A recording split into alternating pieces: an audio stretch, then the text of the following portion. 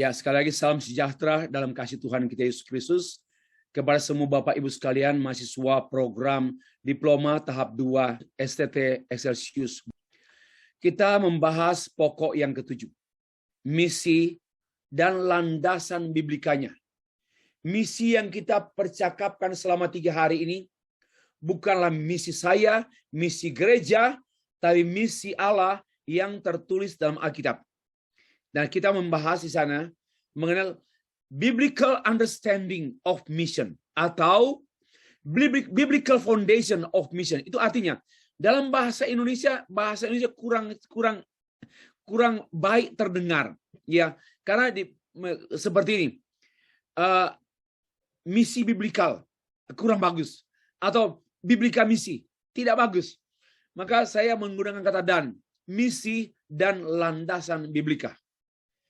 Ini kita membahasnya secara singkat karena nanti ada satu subjek tentang biblical mission. Ya, dalam bahasa Indonesia misi biblikal. Oke, bolehlah. Biblical mission dalam bahasa Indonesia misi biblika. Dan nanti ada mata kuliah one subject. Kalau untuk Bapak Ibu mau sampai ke S1 sarjana atau untuk jurusan misiologi, master misiologi, kita akan tambah lagi sana atau sarjana misiologi. Nah, kita hanya membahas singkat saja karena ini namanya introduction. Hanya pengantar untuk mempelajari nanti yang namanya misi biblikal atau biblical mission. Baik, Bapak Ibu sekalian. Ini pun diambil dari buku saya, Injil Palsu, Non-Biblikal dan Non-Kanonikal dalam Gereja. Ada sub pokok bahasan buku ini, Teologi Injil dan Penginjilan abad 21. Kita lanjut. Mengawali pembahasan saya, Bapak Ibu sekalian, saya mengajak kita untuk memikirkan apa yang namanya presuposisi. Dalam bahasa Inggris, presupposition. Presupposition itu artinya berbicara mengenai pola, keadaan, landasan, dan seutuhnya. Satu set cara pikir, satu set paradigma, bentuk presuposisi. Atau secara sederhana saya bisa mengatakan demikian. Presuposisi itu adalah kesimpulan yang menjadi dasar bagi pengambilan kesimpulan selanjutnya. Ya, ini artinya yang mendasari semua pemikiran kita tentang pokok bahasan kita mengenai misi dan landasan biblika. Apa itu? Pertama, kita harus menegaskan demikian. Alkitab adalah buku misi. Sekali lagi, Alkitab adalah the book of mission. Buku misi Allah. Kalau kita mau mengetahui misi Allah, kita tahu dari Alkitab. Kalau kita mau mengetahui misi Allah yang ditugaskan pada gerejanya, yang diembankan pada gerejanya, kita tahu dari Alkitab. Karena itu, Alkitab adalah buku misi. Ya, misi adalah sesuatu yang mutlak menurut Alkitab. Karena dari Kejadian sampai Wahyu, itu membahas mengenai misi Allah. Dari Kejadian sampai kitab Wahyu. Benang merah, ya, pembahasan kehendak Allah dari Kejadian sampai Wahyu berbicara mengenai misi Allah. So that's why the Bible or the Scripture is the book of mission. Okay. Menentukan landasan misi, maka Alkitab merupakan langkah pertama dan langkah utama bagi suatu bangunan misi Kristen. Untuk membuat pengertian misi, mencari tahu pengertian misi, pemahaman misi, atau ajaran tentang misi, tidak mungkin di luar Alkitab. Hanya ada dalam Alkitab. Supaya bangunan berpikir kita kuat, sehat, sesuai dengan kehendak Allah, hanya dari Alkitab. Itulah presuposisi. Sehingga pengertian-pengertian misi tidak boleh bertolak belakang dan tidak boleh tidak berasal dari Alkitab. Harus dari Alkitab. Ya, Alkitab adalah sumber dan arah misi. Arah misi gereja di dalam tugasnya ke depan harus melihat Alkitab, harus belajar Alkitab, harus gali dan tahu dari Alkitab. Apapun yang berkenaan dengan misi gereja tidak boleh mencari di luar Alkitab. Ini namanya presaposisi. Ini mutlak sekali, tidak bisa ditawar-tawar. Nah, selanjutnya Bapak-Ibu sekalian,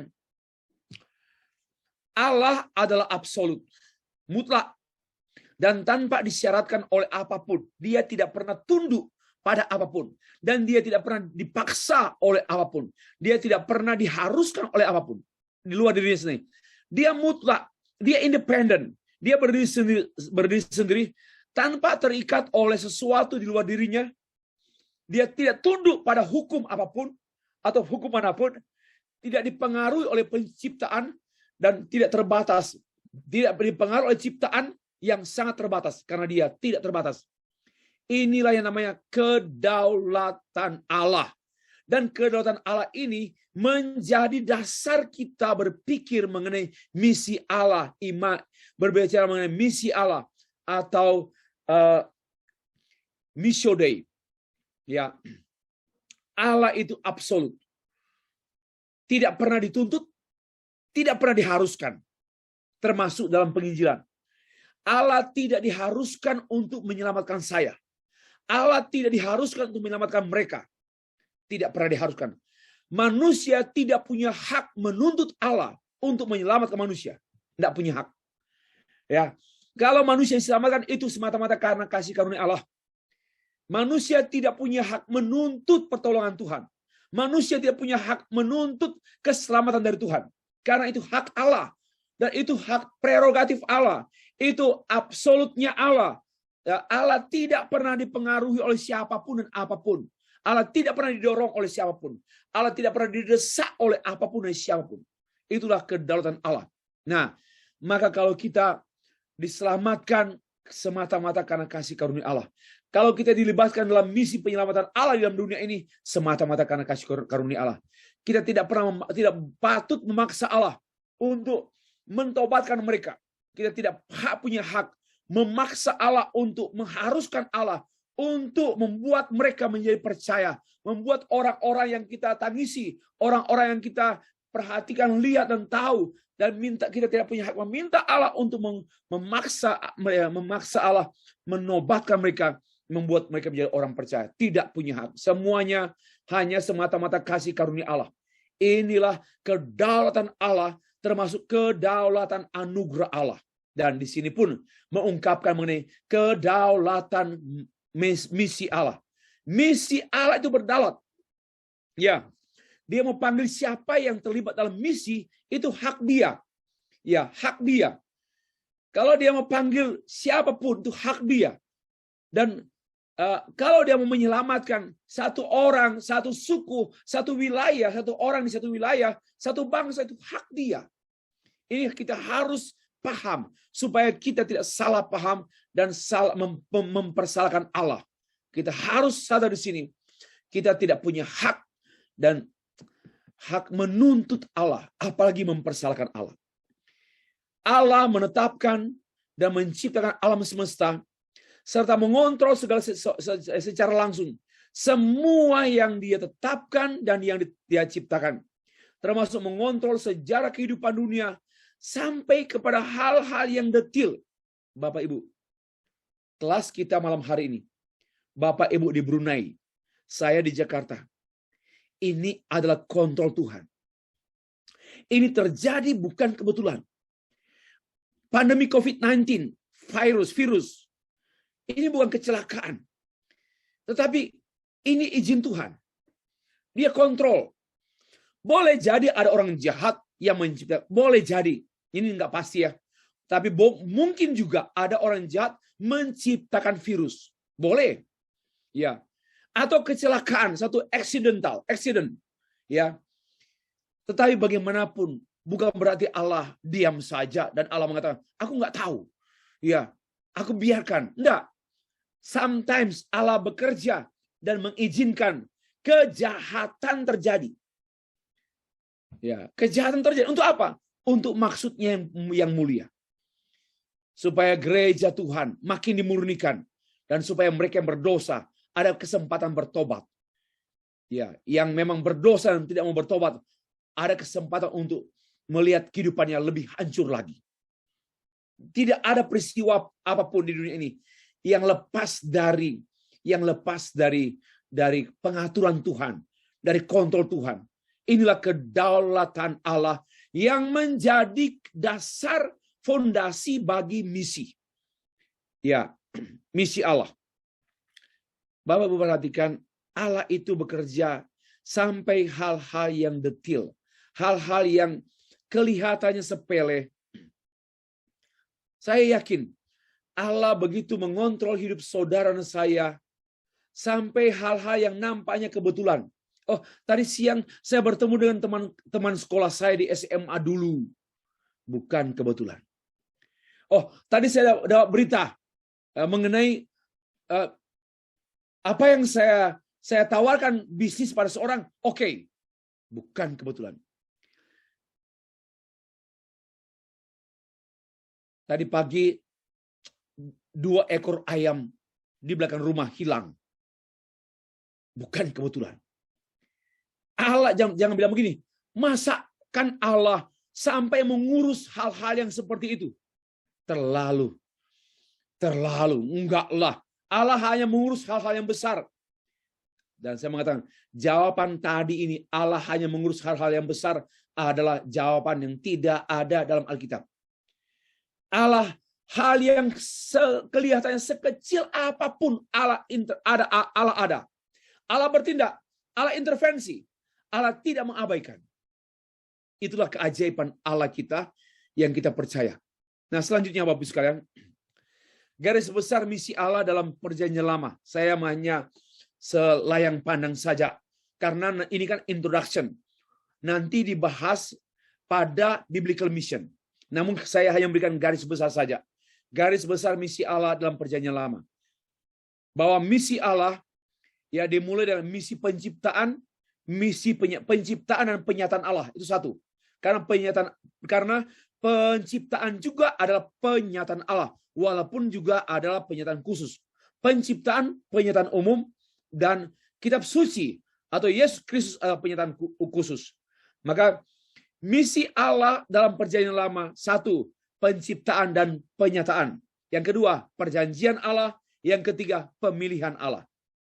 Kita mulai satu. Penciptaan. Penciptaan dan misi Allah. Penciptaan memanifestasikan kedaulatan Allah. Semua yang kita lihat dari ciptaannya, laut yang luas, gunung yang tinggi, langit yang biru, berawan dan hujan. Ini sebenarnya memberitahukan bukan kehebatan alam, tetapi keluarbiasaan Allah. Ini merupakan misi Allah.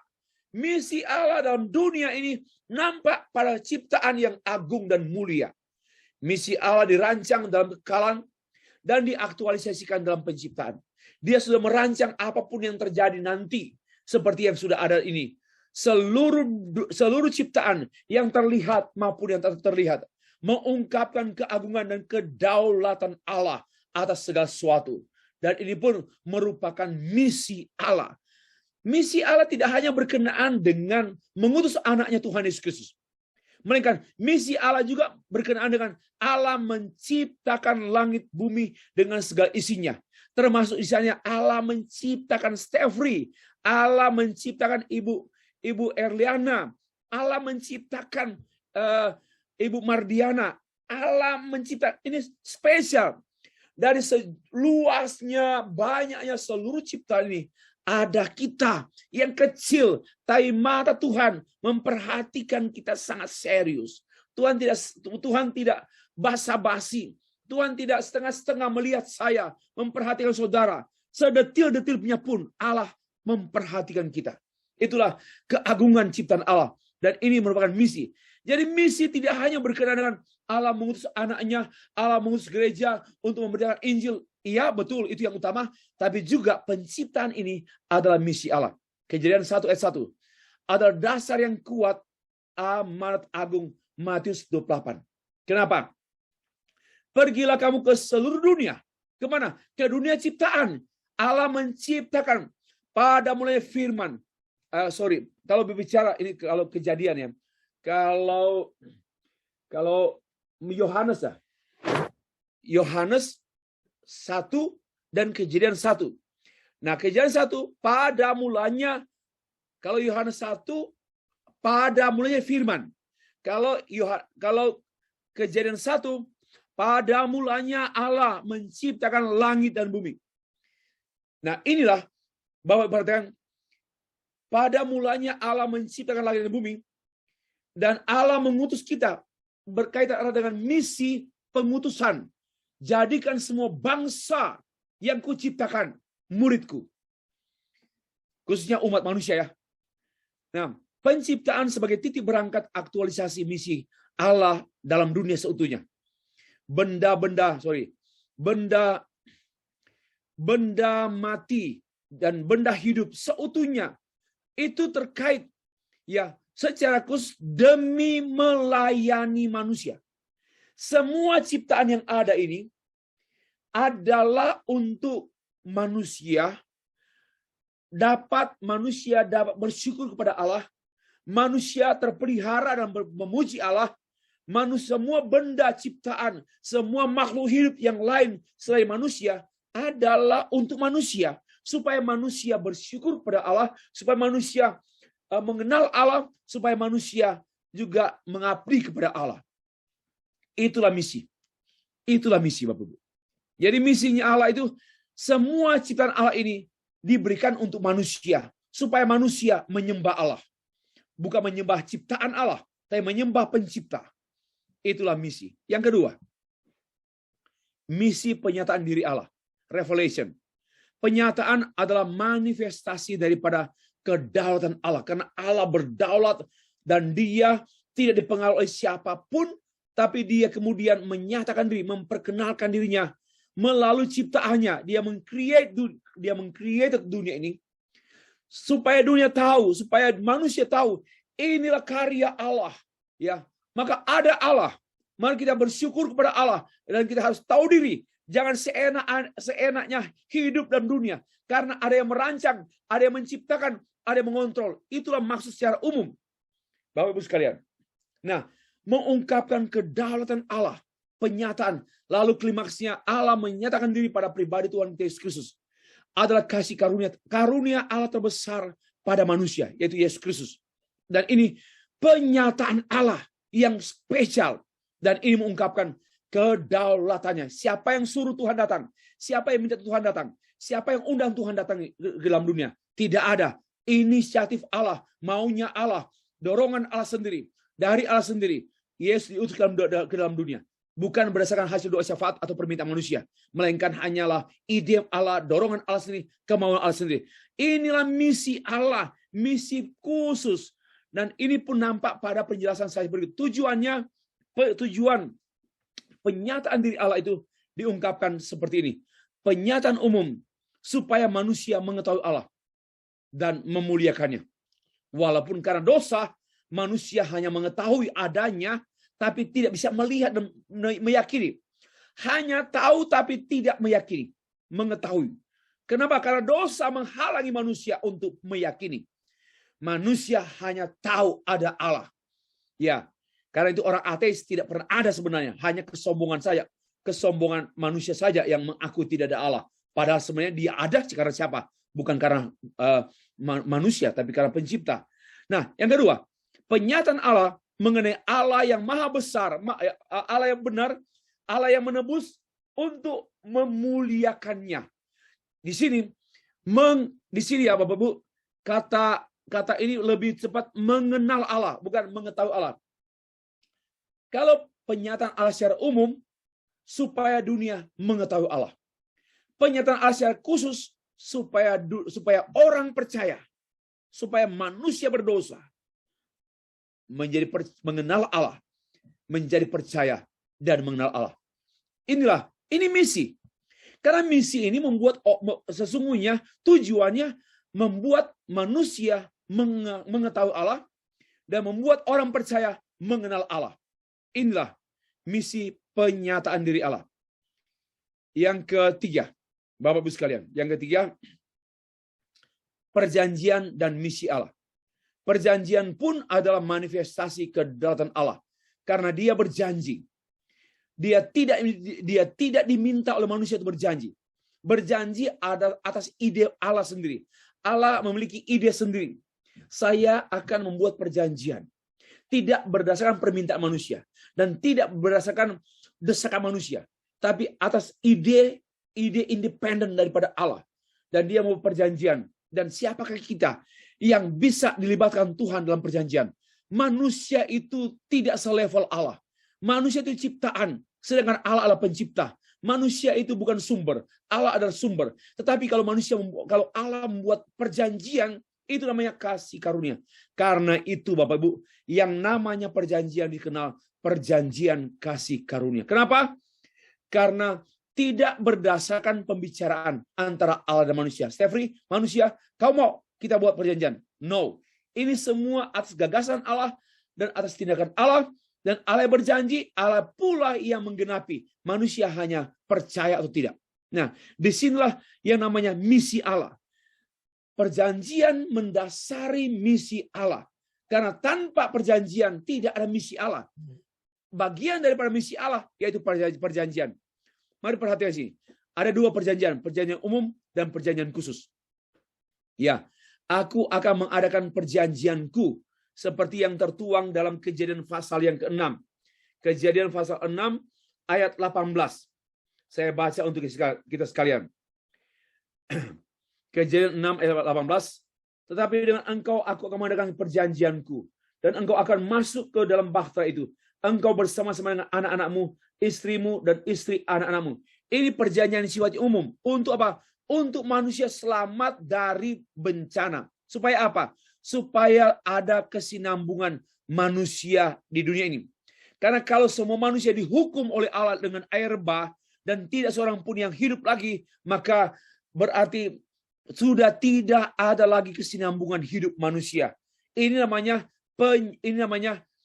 misi perjanjian Allah, misi kontinuitas manusia. Ada keberlangsungan hidup manusia. Itu pun misi Allah. Maka beranak cuculah, melahirkan, bertambah banyak. Itu pun misi keberlanjutan makhluk ciptaan Allah, manusia di dunia ini. Nah, ada perjanjian khusus. Kejadian pasal 17 dan juga kejadian pasal Keluaran pasal 6 ayat 7, Kejadian 17 ayat 7. Aku akan menjadi Allahmu dan engkau akan menjadi Allahku. Nah, ini khusus. Kalau tadi ini umum.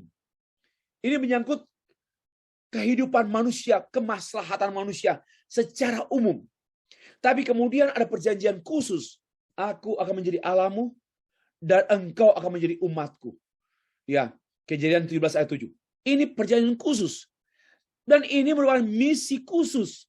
Tadi misi umum. Jadi Bapak Ibu, kalau Bapak Ibu kerja di perusahaan atau memberi perhatian kepada menjaga ekosistem, lingkungan hidup yang sehat, ini pun misi umum. Ya, Bapak Ibu turut membangun kerajaan Brunei, mendukung pemerintah Brunei, itu namanya misi untuk perjanjian umum. Dengar baik-baik ini. Kalau Bapak menjadi usahawan, lalu mengolah bisnis, kemudian Bapak Ibu makin maju, makin kuat ekonominya, tapi di negara juga makin kuat ekonominya karena kita berperan untuk ekonomi bangsa. Ini namanya perjanjian, misi perjanjian umum. Nah, kalau kita menjaga kelestarian alam, tidak suka mencemarkan alam, dan menjaga hutan dengan bagus, menjaga mutu air dengan bagus, ini namanya misi perjanjian khusus. Namun, ada misi perjanjian misi perjanjian umum. Ya, peran kita di masyarakat, peran kita di alam, peran kita dengan binatang, menjaga ekosistem, menjaga keseimbangan alam. Itu namanya misi perjanjian umum. Dan ada misi perjanjian khusus, yaitu diungkapkan, aku akan menjadi Allahmu dan engkau akan menjadi Allah umatku. Ini apa ya? Bicara soal hubungan perjanjian pribadi, perjanjian hubungan antara Allah dan umat. Yang tadi perjanjian hubungan antara manusia dan ciptaan. hewan, tumbuh-tumbuhan, lautan, air, gunung, tanah sehat. Itu perjanjian Allah dengan manusia, dengan ciptaan. Tetapi ada perjanjian khusus, yaitu misi hubungan Allah dan manusia. Kau akan menjadi Allahku, kau akan menjadi umatku, aku akan menjadi Allahmu, dan engkau akan menjadi umatku. Nah, perjanjian ini menjadi mata rantai dalam Alkitab. Ya, mulai dari Kejadian 3, perjanjian Adam, berlanjut pada perjanjian Nuh, berlanjut pada perjanjian Abraham, berlanjut pada perjanjian Musa, berlanjut pada perjanjian Daud, sampai pada perjanjian Kristus dan gereja, kemudian dengan Pak Relax, dengan saya, kan orang percaya. Itu perjanjian tidak pernah putus.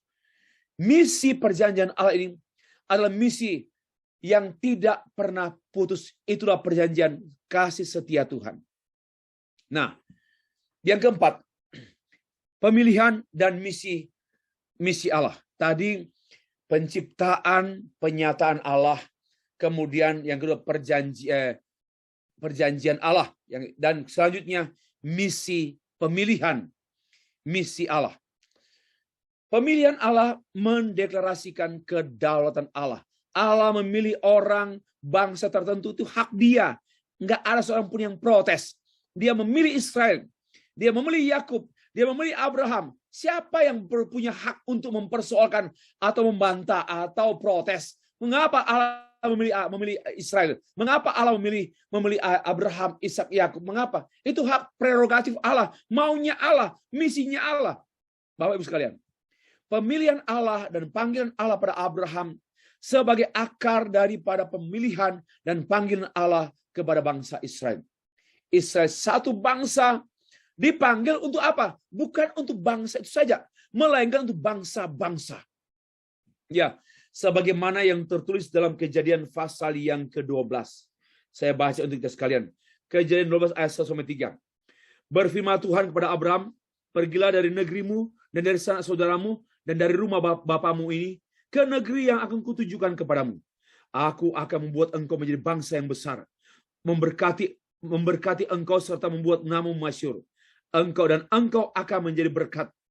Aku akan memberkati orang-orang yang memberkati engkau dan mengutuk orang-orang yang mengutuk engkau, dan olehmu semua kaum di muka bumi mendapat berkat. Ini janji Allah untuk Abraham yang menjadi akar janji Allah untuk Israel, tapi juga menjadi janji Allah untuk dunia, menjadi berkat bagi bangsa-bangsa.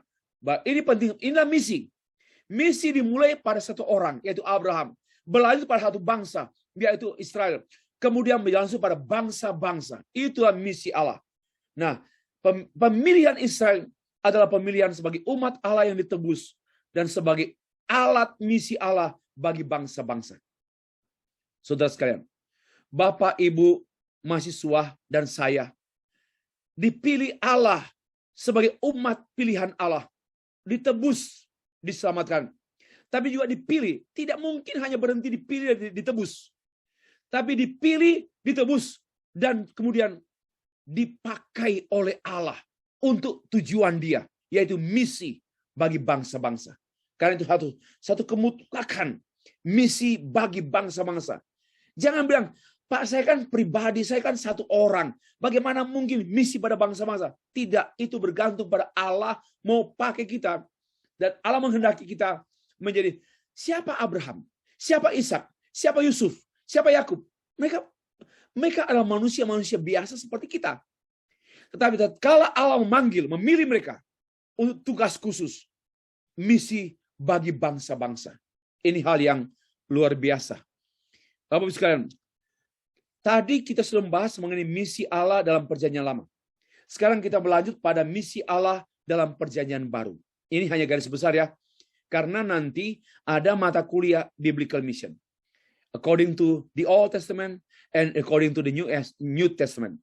Nah sekarang garis besar misi Allah dalam perjanjian baru. Mari kita perhatikan. Tetap berbicara mengenai kedaulatan misi penebusan Kristus. Bahwa Kristus adalah Allah yang berdaulat. Dan dia melakukan misinya. Misinya tak dapat dicegah, tak dapat dibantah, tak dapat diserong, tak dapat dihambat oleh siapapun karena dia berdaulat. Dia kesalib. Dia datang ke dalam dunia, tidak bisa dicegah oleh siapapun. Waktu dia lahir dari Maria dan Yusuf, dengan segala bentuk kesulitan dialami oleh Maria dan Yusuf, ya saya makin menyadari bahwa semua pekerjaan Tuhan, tidak ada pekerjaan Tuhan tanpa kesulitan. Ya, dengar baik-baik. Tidak ada pekerjaan Tuhan tanpa kesulitan. Sekalipun itu kehendak Allah yang mutlak, bukan berarti bebas dari kesulitan. Kenapa? Maria saja dan Yusuf diberikan tugas untuk mengandung dan melahirkan anak, yaitu juru selamat Tuhan Yesus Kristus. Tetapi mereka bukan berarti bebas dari kesulitan, melainkan kesulitan demi kesulitan mereka hadapi, mereka alami, tidak mudah, sampai harus melahirkan di kandang binatang. Kesulitan. Maka saya menyimpulkan, tidak ada pekerjaan Tuhan tanpa kesulitan. Maka itu ajaran-ajaran kebohongan. Ya, pendeta-pendeta yang mengajarkan bersama Tuhan tidak ada kesulitan, itu kebohongan. Bersama Tuhan tidak ada masalah, itu kebohongan. Bersama Tuhan pasti sukses, tidak pernah gagal, kebohongan. Ini ajaran-ajaran yang merusak iman orang Kristen dan merusak kekristenan, merusak orang percaya.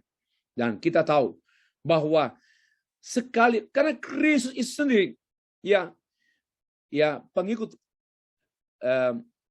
yang percaya Tuhan, yang percaya Yesus, itulah murid-murid Tuhan.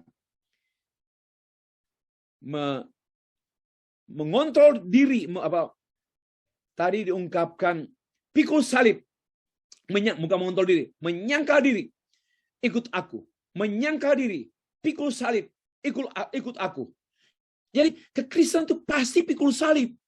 Karena itu kalau janji-janji para pengkhotbah pembohong itu adalah ajaran palsu. Itu nabi palsu, itu pengajar palsu. Karena Alkitab tidak berbicara demikian. Yang Alkitab sampaikan menguasai diri, memikul salib dan mengikut aku.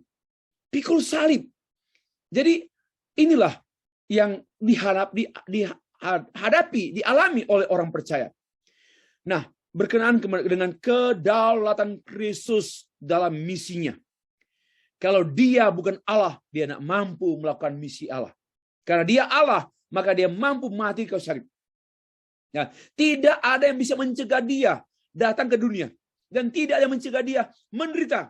Dia tidak ada yang mencegah dia untuk ke salib. Dan tidak ada yang mencegah dia untuk mati. Tidak ada yang mencegah dia untuk bangkit. Dan tidak ada yang mencegah dia untuk naik ke surga. Dan tidak ada yang bisa mencegah dia untuk datang kembali. Itulah dia berdaulat. Nah, Bapak Ibu yang dikasih Tuhan. Inilah namanya misi inkarnasi, misi penderitaan, misi kematian, misi kebangkitan, misi kenaikan, dan misi kedatangannya kembali. Dan tidak pernah ditunda, dan tidak pernah dibatalkan, dan tidak pernah digagalkan. Karena ini absolut. Misinya adalah misi absolute mission dari Tuhan Yesus Kristus. Semua rancangannya tidak dapat dibatasi, dan tidak dapat dikekang, dan tidak dapat diselewengkan, dan tidak dapat dibatalkan. Semuanya terjadi.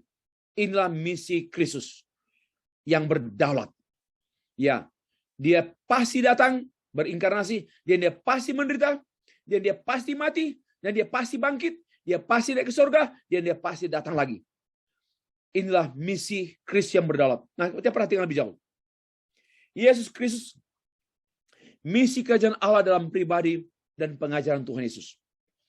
Seluruh kitab Matius, Markus, Lukas, ya, didominasi oleh misi Kristus. Semua, bukan hanya dominasi, seluruh bukan hanya dominasi. Seluruhnya berbicara mengenai misi Kristus. Misi kerajaan Allah dalam Kristus yang pribadinya, pengajarannya, dan perbuatannya. Bapak-Ibu sekalian, misi Kristus itu misi yang holistik. Misi seutuhnya. Dari lahir sampai mati dan naik ke surga dan datang lagi. Ini misi yang lengkap. Misi yang seutuhnya. Holistic mission.